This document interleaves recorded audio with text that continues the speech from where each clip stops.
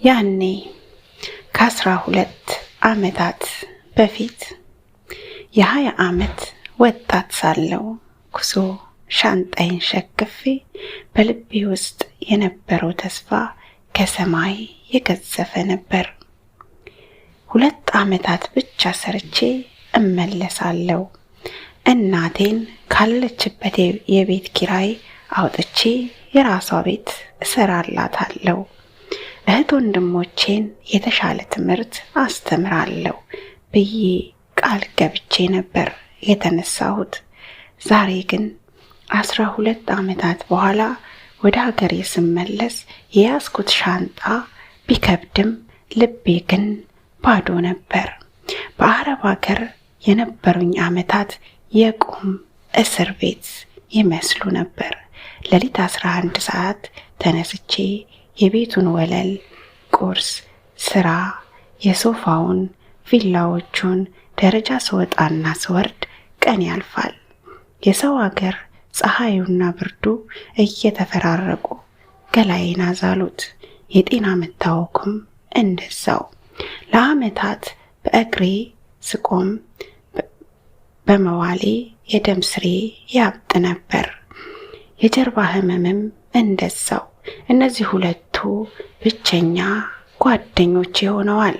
በዓመታት አንድ ቀን እንኳን እረፍት ሳይኖረኝ ከሰው ጋር ሳልገናኝ በዛች ጠባብ ክፍል ውስጥ ሆኜ ስቅስቅ ብዬ እያለቀስኩኝ ስንቱን ሌሊት አሳለፍኩኝ።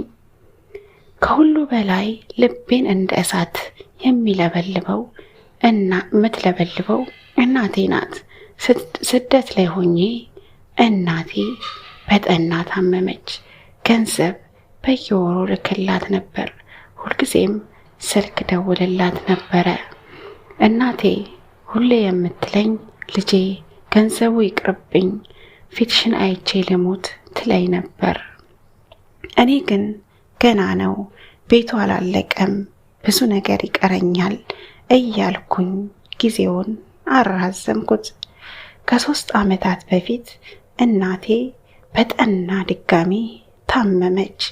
እኔ ግን ከፊሌ ፓስፖርቴን ይዞብኝ ስለነበረ መሄድም አልቻልኩም።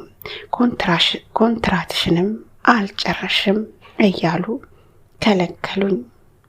ለቀብሯ እንኳን አልደረስኩም። ዛሬ ሀገሬ ስመለስ መጀመሪያ የሄድኩት ወደ ተሰራው አዲሱ ቤት ሳይሆን ወደ መቃብሯ ነበር። ያንን ፎቅ ብሰራው ምን ዋጋ አለው? እናቴ አፈር ውስጥ ሆና ቤቱ ባዶ ሆኗል።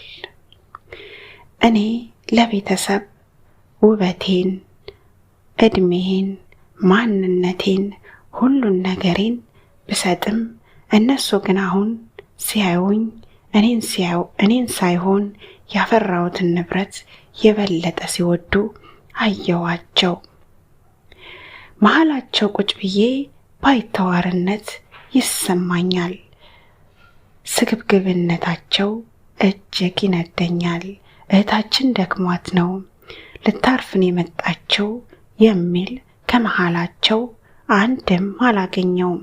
የነበረችኝ እናቴ ነበረች። እናቴን አጣዋት። ስደት እናቴን ሰረቀኝ፣ እድሜንም እንደዛው። አብሮ አደጎቼ ወልደዋል፣ ከብደዋል፣ ሌሎቹም ብዙ ደረጃ ደርሰዋል። እኔ ግን እድሜም እንደማይሆን ሆኗል።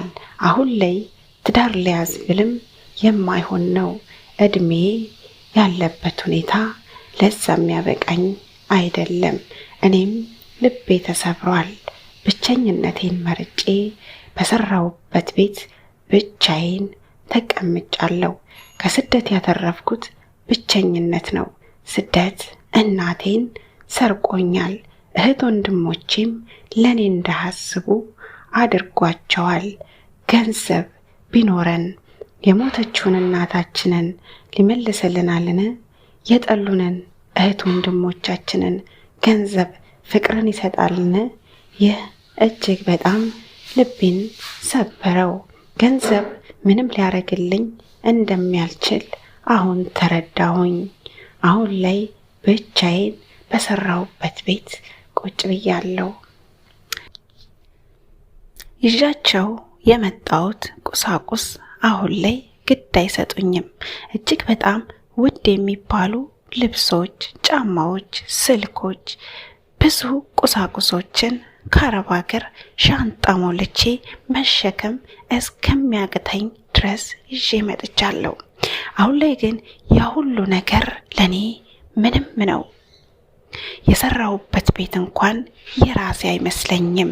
እናቴን ካጠገቤ ሳጣት እህት ወንድሞቼ የኔ ሳይሆኑ መስለው ሲታዩኝ ትልቅ ስህተት እንደሰራው ይሰማኛል። እናቴ ስትለምነኝ ምን ነው በመጣው እያልኩኝ ተቆጨው። አሁን ላይ ያለውበት ሁኔታ ወደ ኋላ ተመልሼ የማላስተካክለው ነገር ነው። ስደት ሁሉ ነገሬን ሰርቆኝ በድኔን አስቀርቶታል። ስራ ለስራ ብልም ሊሰራልኝ አልቻለም። ልንቀሳቀስ ብልም ደግሞ ህመሜ አላንቀሳቀስ ብሎኛል እና ስደት ብዙ ነገሬን ሰርቆኝ አሁን ላይ ባዶ አስቀርቶኛል ትላለች ባለ ታሪኩ። እጅግ በጣም የሚያሳዝን ታሪክ ነው። አብዛኞቻችን እንግዲህ ስደት ላይ ቆይ ዛሬ ቆይ ነገ እያልን ብዙ አመታትን የምናስቆጥር ሰዎች አለን። 12 አመታትን ስደት ላይ ቆይታ እናቷ ስትለምናት ልጄ ነይ ያለች ልጅ፣ እሷ ግን ቆይ ቤቱን፣ ቆይ ገንዘብ፣ ቆይ ባንኩ ይምላ በማለት እንግዲህ ስትቆይ እናቷን አጣለች።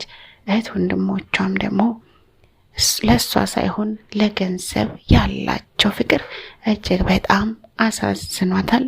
ይህ ነገር እያንዳንዳችን ጋር ሊደርስ ይችላልና ሁላችሁም ለስደታችሁ ጊዜ መመጠን ይኖርባችኋል። መሄጃችሁን ወስናችሁ ከቤት እንደወጣችሁላ መመለሻችሁንም እንደዛው ቀን ልትቆርጡለት ይገባል ማለት ነው። ምንም አይነት ነገር ቢያስገድዳችሁ የወሰናችሁበትን ቀን ላይ ለመመለስ ምንም አታመንቱ። እኔ የማስተላልፈው መልእክት የቆያችሁበትን ያህል ቆይታችሁ የማይሆንና መንገዱን የማይስተካከል ከሆነ በቃ አይሆንም። አገራችሁ ገብታችሁ ደግሞ በትንሹ መኖርን መልመድ ይኖርባችኋል። ከዚች ልጅ ታሪክ ብዙ ነው የምንማረው። አልወለደችም፣ አላገባችም። ጓደኞቿ ወልደዋል፣ ከብደዋል። እሷ ግን ስደት ላይ ሆና አዎ ቤት ሰርታለች፣ ብርም አላት፣ ውድ ልብሶች፣ ውድ ስልክም ይዛለች። ግን ደግሞ ልጅ የላትም። በዚህ ምድር ላይ ስንኖር ዋነኛው ነገር ራሳችንን መተካት ነው። ራሳችንን ተክተን ስናልፍ ለተተኪው ቤተሰብ ሌላ ቤተሰብ ፈጥረን ማለፍ ነው። አሁን ላይ ግን እሷ ምንም ነገር የላትም። ቤትና ሀብት ብር ብቻውን ደስታ ሊሰጥ አይችልም። ስለዚህ ሁላችንም ልናስብበት ይገባል ይህንን ታሪክ ማለት ነው። ይህ እጅግ በጣም አስተማሪ ታሪክ ነውና ሁላችሁም ከተመቻችሁ ላይክና ሼር ማድረጋችሁን አትዘንጉ። በቀጣይ በሌላ ቪዲዮ እስከማገኛችሁ ድረስ ከልብ አመሰግናለሁ ስላዳመጣችሁን። ሁላችንም ከያለንበት ስደት ፈጣሪ በሰላም ለሀገራችን ያብቃን። ስደት ላይ ሆነን ቤተሰቦቻችን ፈጣሪ ይጠብቅልን፣ ከቁጥር ሳያጎላቸው በአይነት ካለማገናኘት ያብቃን እላችኋለሁ።